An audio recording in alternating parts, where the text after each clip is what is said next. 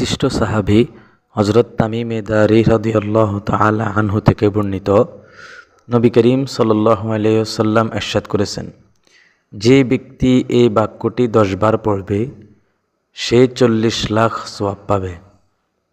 সুবহানাল্লাহ।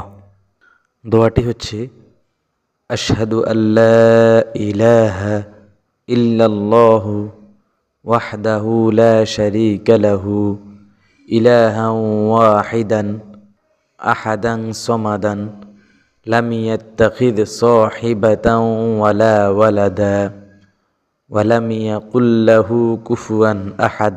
এর অর্থ হচ্ছে, আমি সাক্ষ্য দিচ্ছি যে আল্লাহ ব্যতীত আর কোনো উপাস্য নেই, তিনি একা, তার কোনো শরীক নেই, একক উপাস্য, তিনি একই, অমুখাপেক্ষী, তার কোনো স্ত্রী সন্তান নেই, তার সমকক্ষ কেউ নেই।